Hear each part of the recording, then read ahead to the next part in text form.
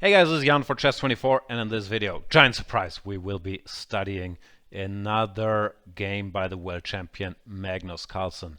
This time Carlsen faces maybe his toughest opponent, at least over the years. He is playing against the Russian super grandmaster Jan Nepomniachtchi, and Jan Nepomniachtchi is not only the only top player that sports a man bun once in a while, he is also the only top player, the only 2700 plus player that has a plus score against Magnus Carlsen. And not just any plus score, he has 4 wins and no losses. Beat him twice when they were juniors in the under 12 and under 14 junior world championships, then once in 2011 and once in 2017. Has never lost a game to Magnus Carlsen, a classical game that is. In the tournament, both guys are doing pretty well, sharing the lead with Wesley, so it's also an important game for our standings. Jan Nepomniachtchi started with 3 out of 3, then slowed down a bit, lost to Ding Liren in round number 6, while Carlsen picked up wins against Anish Giri and Hikaru Nakamura, but has not been able to break away from the field before this game. So, 1 e4 played by Jan Nepomniachtchi. Carlsen goes for his weapon of choice in the year 2019, plays c5, knight f3, knight c6, the Sicilian, and white faces a choice. d4, the open Sicilian, has been met by the Sveshnikov. I call it the Sveshnikov. People can also call it the Pelikan or the Chelyabinsk, the opening with e5 and d6, leaving this weakness on d5. Carlsen has had many battles here, most notoriously the knight d5 debates versus Fabiano Caruana during and after the World Championship match. He's also had quite a few debates in 3 bishop b5 g6, the so-called Rossolimo, but Nepomniachtchi in this game decides to avoid both, at least for now. Starts with the move knight c3, also not a new move in Carlsen's recent practice.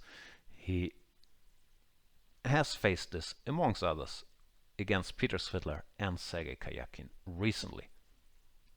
So what's the point of knight c3? White keeps his options open. He can still very much play with d4, but he can also bring the bishop out. So he's not showing his cards just yet, and that point is revealed if black goes knight f6, which looks very natural. If white were to play d4, then he would take knight d4, e5, and we'd be back to the Sveshnikov. But in this position, turns out that bishop b5 is a bigger headache with knight to c3 and knight f6 included. The reason being that e5 is often quite annoying for black to face, kicking this knight away from f6. And while obviously there's theory in this position, it is considered to be somewhat more pleasant for white. Therefore, no surprise the world champion avoids that. Now, if black wants to go his own way, he usually doesn't play e6 or d6, because then you no longer can transpose to the Sveshnikov after e6 or d6. White could play d4 and you would get a different opening. Therefore, black typically chooses between g6, leading to some accelerated dragon positions here if white plays d4, or the move played by Carlsen in this game, the move 3e5. This move might look a little strange at first sight, and to me, frankly, it looks strange even at second sight, because it does weaken this d5 square so much, but it is a structure that the world champion enjoys, putting his pawns on c5 and e5. We've seen many examples in his recent practice, with both colors actually. For example, after bishop b5, g6, he had a game in the World Championship where he met bishop g7, rook e1 with e5, weakening that square and getting this structure. His strategy in these positions has also often been to place a pawn on e5, slightly different because d5 is not weakened here, but still getting these 2 pawns here. And even with the white pieces, the world champion has played a couple setups like c4, e5, knight c3, knight f6. He's played g3, bishop b4, e4, and he's even played a more extreme version after knight f6 in form of knight f3, knight c6, e4, which is a line he used against Anish Giri and against Jan Nepomniachtchi himself. So, long story short, Carlsen does not consider this hole on d5 to be such a big deal, and he probably likes the space that this structure provides While long-term, black can hope that he gets in f5 or even d5, clarifying the situation in the center and then using his space advantage to put some pressure on the white position. But of course that is very far away, especially here after bishop c4. The d5 square is firmly in white's hand, and black has to figure out how to develop his pieces. Against Svidler and against Karjakin, Carlsen played the main move here, bishop e7, after which black goes d6, knight f6, short castles, with a reasonably solid position. But this time around, he decides to play a riskier move. He goes pawn to g6 against Jan Nepomniachtchi. The idea being that this bishop should be fianchettoed, then the knight can go to e7, then short castles, and then black can have a look around with all his pieces on good squares. The problem here is that g6 loses quite some time. Not only, obviously, does it take 2 moves to get the bishop here to g7, in reality after d3 it turns out that it takes 3. Because now if the bishop were to go to g7 directly, knight g5 would be a bit of a headache targeting this pawn on f7. Black would have to go knight h6, now let's say f4. This knight on the rim is very, very dim. So bishop g7 is not a good move. Black has to play h6 to stop knight g5 and prepare bishop g7. But we can see this is a time-consuming operation. White has to decide how to use that time that he's been given. And there's many plans that look sensible to me here. One is the natural short castles, and if black plays bishop g7, maybe start doing business on the queen side with a3, b4. That looks like a typical idea. Another idea that's typical for these positions is to go knight d2, followed by knight f1 and knight e3. Transfer this knight to a square where it has a good grip on the d5 square, strengthening white's control of this central outpost. Nepomniachtchi goes a third way, which is saying, yep, the knight is nice on e3, but wouldn't it be even nicer if it controlled more of the light squares there? Can't I weaken the f5 square first as well? He plays h4, which is a plan that Maxim Vachier-Lagrave also employed against Carlsen in their game, I believe in the Sinquefield Cup 2018. And I recall back then Carlsen said, yeah, this structure looks ugly maybe, but it's not as bad as it looks. And that's a sentiment he repeated after today's game. He also said, sometimes it's nice to have weaknesses in your position early, because then you don't have to worry about weakening your position, but you can start looking for counterplay. So Carlsen does not seem to mind these light square weaknesses, believing in the solidity of black's setup after bishop g7, followed by knight g7. And Nepomniachtchi now starts trying to prove him wrong by putting this knight on the juicy e3 square. Knight h2, knight d2 will probably lead to similar results. Bishop g7, knight to g4, and after knight g7, knight e3, the knight has arrived at its destination. Short castles, bishop d2, still keeping his options open where to put the king. Carlsen goes king h8, saying, you know what, I will play f5 next move, if you let me, and thereby more or less forces Nepomniachtchi to stop that f5 threat by going pawn to g4, which is of course somewhat committal, because g4 does weaken the f4 square and also makes it impossible for white to ever have a pawn break on the king side with g3 and f4. But here it was more important to stop the f5 push. Now the structure is somewhat locked. The plus white has is that his control of the d5 square is pretty much eternal, while the black control of the d4 square is not. A knight on d4 can always be kicked away with c3, while these weaknesses sort of cancel each other out. The problem white has is it's not clear where to put his king yet. It's not that safe on the king side, and it might not be too safe on the queen side either. So both sides have trumps and pluses. I still like white's position somewhat better because of this weakened square. But it's not easy at all to figure out where to put the pieces, where to put the king, what plan to go for. Do you play on the queen side? Do you try to play in the center? Not obvious at all, to me at least. Carlsen goes rook b8, useful, multi-purpose move, sort of hinting at the idea of playing a6 b5. Nepomniachtchi says, no thanks, I will stop b5, and after a4 he centralizes his knight. The knight will not be able to stay on d4 forever, so d4 is more of a transition square on the road to the more permanent outpost, which is f4. Nepomniachtchi occupies his own outpost, goes knight cd5, and Carlsen decides to take this. I was wondering a bit if it made sense to keep the knight on the board by going knight c6, but in general it is a bit weird to allow white to keep two knights here, because both these knights have very nice squares on d5 and f5, therefore leaving white with one knight, which can only occupy one of these squares, makes a lot of sense. Nepomniachtchi decides to put the knight on d5. Could also make a case for bishop d5 here, but knight d5 very natural. Hard to believe that's wrong. Carlsen says my knight should be on f4. Doesn't wait for it to get kicked away by c3. Plays knight e6.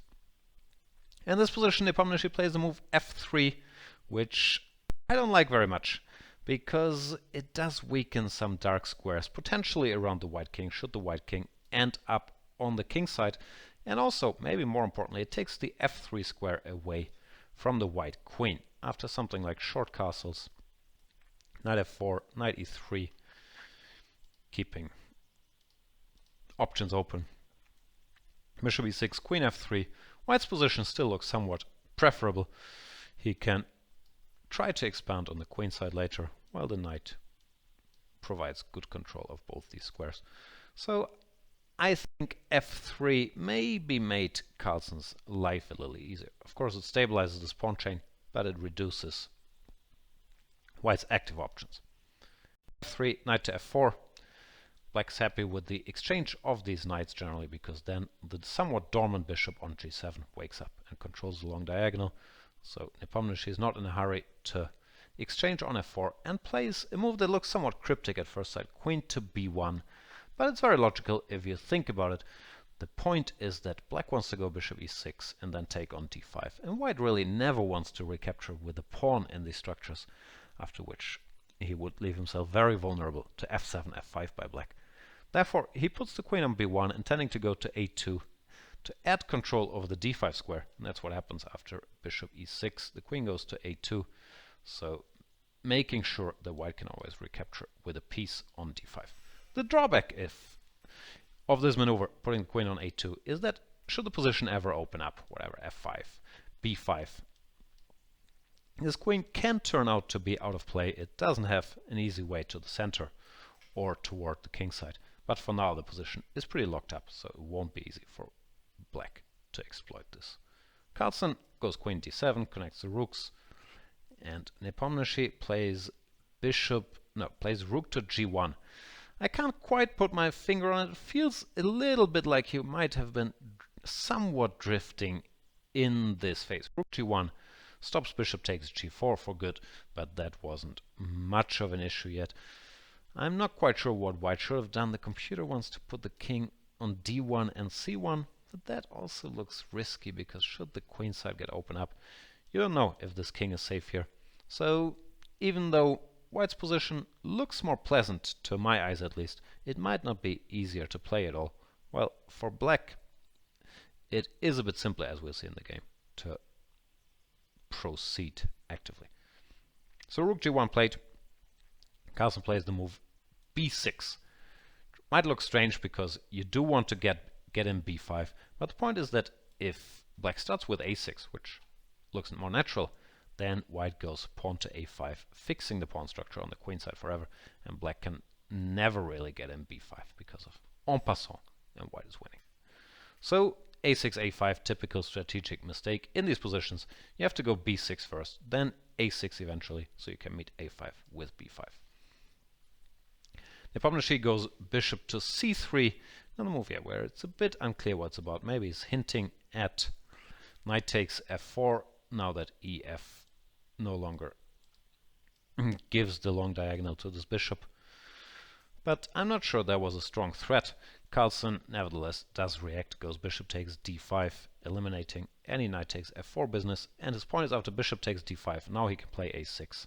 This bishop no longer controls that square, and then proceed with his b5 plans.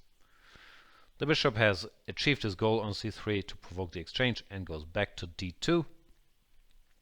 Carlsen plays queen to e7. I guess his point is that after b5, a b, he didn't want to be bothered by queen a7 and wants to make sure he can meet queen a7 with queen to f6. Therefore, he starts with queen to e7. And Nepomniachtchi goes rook to f1. He's saying this rook has done his job, covering g4. Now that there's no more light square bishop, the rook gets a new job covering f3. Should the queen arrive on f6, then the pawn will already be defended. Carlsen goes b5, a b, and Nepomniachtchi finally decides to commit his king. He goes for the king side. King d1 might have also been possible, but the king side does look very locked up, so now that there's action on the queen side, king f2, trying to up to this side of the board, does look very natural. And the world champion, who has obviously been on a great streak through all of 2019, winning tournament after tournament by playing very aggressively with both colors, continues to do so in this game. He does play the very sharp move c5 to c4, opening the position as much as possible, especially now that he knows where the target, the white king, is. This is a pawn sacrifice, which is not accepted in the game. In the game, Nepomniachtchi takes the knight. But let's have a look what happens after d takes c4, b takes c4, and bishop takes c4. Why is the pawn up? And I do believe, this is not the only move, but I do believe that Carlsen's intention here was to play pawn to f5, opening the position even further. When g takes f5 is bad because of g4. Remember this idea. And e takes f5 could be met by pawn to e4. Now the computer doesn't like pawn to e4 because of some computery stuff like queen to a7 takes bishop d4, bishop e3, and he says white is better. But first of all, that's not easy to see from afar. And secondly, if black does not want this e4 business, computer says even in this position, rook fc8, intending d5 and e4, still gives very good compensation for the currently two pawns that he sacrificed. So no surprise that Nepomniachtchi doesn't want any piece of this, and after c4 he goes for bishop takes f4, eliminating the knight. E takes f4, of course the bishop shall break free, and rook a1, trying to restrict this bishop ASAP by going d4, controlling this d4 square. Now black could go bishop d4 check, but after bishop d4, let's say king g2, bishop e3, this bishop might look nice, but it doesn't really do very much there all by himself as long as the position gets closed. White will play dc4 and actually have the much better game. So Carlsen does not deploy his bishop there and instead goes for another high risk, high reward move. It's more or less the same spirit as c4. Here he goes f7 to f5. Pawn sacrifice. White can capture either gf or ef. Both have their drawbacks, but only one of the moves work. In the game, g takes f5 was played, and this is the first and the last real mistake made by either of the players, because after g takes f5, turns out that white is just lost. Pawn to g4, and the floodgates are opening. There is no defense. We will study it in a minute. But first let's look at the alternative. E takes f5. This was the correct move and the only move. When it does look scary at first to allow bishop d4, king g2, queen e2 check, but Carlsen pointed out after the game that from afar he had underestimated the move king h3 here, and he also mentioned that Nepomniachtchi mentioned this move to him, so both players saw that, but Nepomniachtchi, for some reason, still decided to go for g takes f5, not e takes f5. Here after king h3, the king is surprisingly safe on this square, attempts to checkmate him with like bishop f2, followed by bishop g3, can calmly be met by rook h1, and all the key squares are under control, so white can now start creating his own attack on the black king. Of course, black doesn't have to go for this. He could play a move like rook f8 with compensation for the pawn, or computer-wise, he should not even give this check on d4, but instead go for simplifications. I do not think that would have happened, but this is the computer line. Queen e3, queen e2, king h3 or king h1, c takes d3, c takes d3, queen takes b2 with probably a draw if the queens disappear from the board. White is slightly better, but it should be a draw. So Carlsen with his f5 did not really overstep any limits of acceptable risk, but after e takes f5 it looked like white would have been fine. While after g takes f5, I'm not quite sure what Nepomniachtchi missed, because here after g4 there is just no defense. Black has too many attackers, and as it often is with opposite color bishops, the side that gets to attack the king is the side with the advantage. The number of pawns doesn't really matter here. There's also the factor I was talking about earlier, that once the position does open up, this queen on a2 is very, very far away from the monarch. So nothing to do here. For example, f takes g4 looks natural, is met by queen h4 check. The king doesn't have a good square. This is the most resilient, but black just goes calmly bishop to d4, controlling some key squares like f2, threatening queen takes g4, also queen h3, h2, and there is nothing to do. Let's say rook f4, queen h2, king f3, queen f2, checkmate. So that doesn't help. Instead, Nepomniachtchi tries the move pawn to d4, his original idea, trying to stop this bishop from joining the action. The problem with pawn to d4 is it leaves this guy alive, and this guy is a formidable, is that word? Formidable attacking unit. In his own right, queen h4 check, king e2, king g was not better after queen g3, king h1. There are different ways to roam. This is one. And checkmate to follow very soon. So king e2, queen h2 check. All of this was more or less blitzed out by Carlsen. He had seen the finale. Rook to f2, king e1, g3 does not help. This pawn is too strong.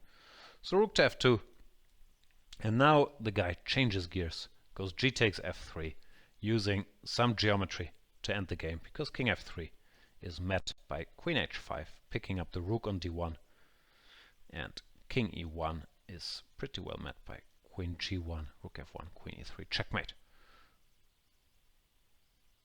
So Nepomniachtchi does resign after g takes f3, and Magnus Carlsen scores another victory with the black pieces. Looking back, it really is the story of one move here after f5. E takes f5 would have been alright, while g takes f5 did lose the game. So Nepomniachtchi will be pretty much kicking himself for this blunder. Still, Carlsen won't mind, and he did, whenever he had the chance to spice up the game, he did his utmost to make things complicated with his move c5 to c4, and then pawn to f5. And his aggressive play got rewarded, as it often has been throughout 2019. The world champion is cruising, and he scored his first victory against Jan Nepomniachtchi, which he will also be very happy about. In the standings, that does mean that Carlsen takes the lead in the Grand Chess Tour, 5 points out of 7. Wesley So Drew is in second place with 4.5, and Jan Nepomniachtchi joins the pack of guys on 4 out of 7. That will also be joined by Fabian Caruana, who would draw his game against Anish Giri. So still a lot to play for. Magnus Carlsen in the lead faces another tough challenge in the form of the black piece against Ding Liren in round number 8. We'll keep you posted. Thank you guys so much for watching. Have a good night or good morning, who knows.